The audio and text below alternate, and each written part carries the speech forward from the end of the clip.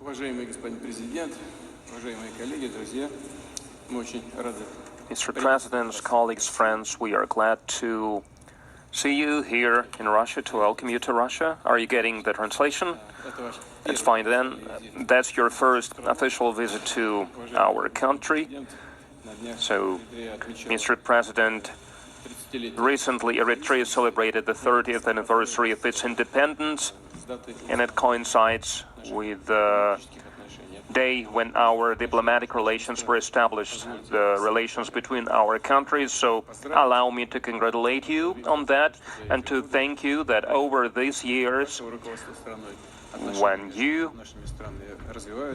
were at the helm of the country, the relations between our countries are getting stronger, and we should pay more attention to the development of economic and trade ties. But I would like to say here that it looks very promising in a lot of areas, and we will discuss it in detail later today. We're developing ties in the political field. You have received our foreign minister earlier this year. In February, we coordinate our efforts in the United Nations organization. We have good relations in the humanitarian field. Dozens of students from Eritrea received education in the Russian Federation. And this process is ongoing, it continues. We are planning to sign a number of intergovernmental agreements. Hopefully our colleagues did a good job and we will be able to do that. And as you are aware, this year we hold the second Russia-Africa summit. So, Mr. President, you are also invited to this event. Hopefully you will get a chance to travel. We are very happy to welcome you and your delegation. I'm confident that our today's talks will be successful and will be for the benefit of both our countries and for the relations between us. Welcome.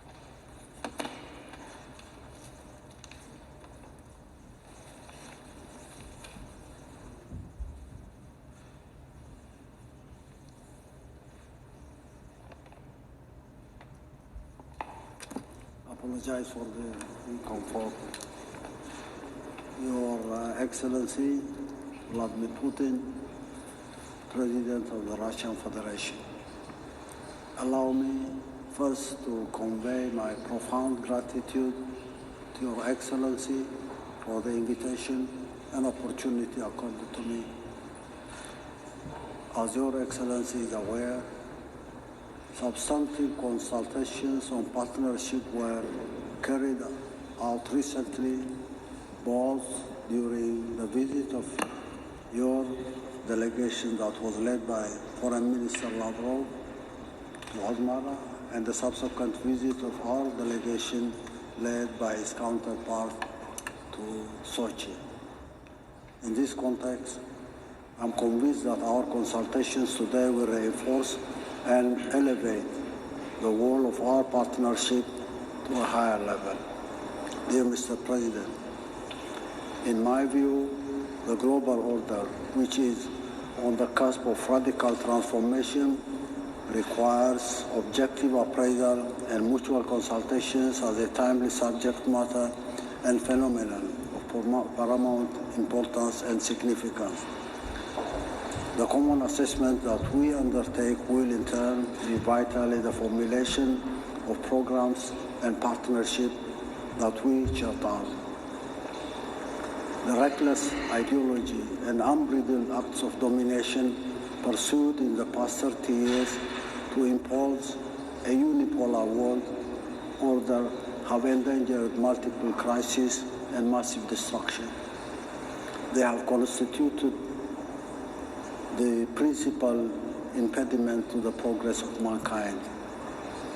The hallmarks and the legacy of this ideology are economic, military, industrial, technological, informational, cultural, and structural, using the UN and various international and regional organizations as malleable vehicles of domination.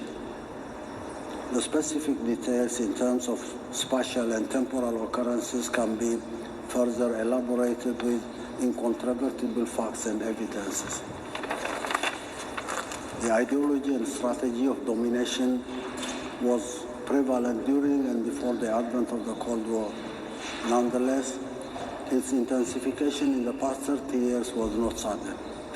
The forces of domination saw the fragmentation of the Soviet Union, which essentially resulted from its own internal weakness and mistakes, as an unexpected opportunity that was given to them on a silver platter.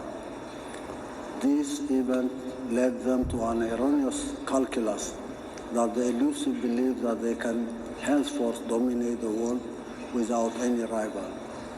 As it happened, they frantically set out to control the world by dividing it into spheres of influence while also using surrogate anchors when suitable.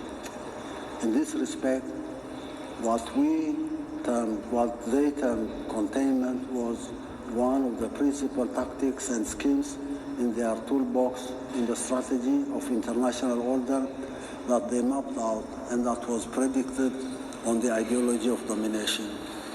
To all practical purpose and intent, containment is not different from declaration of war.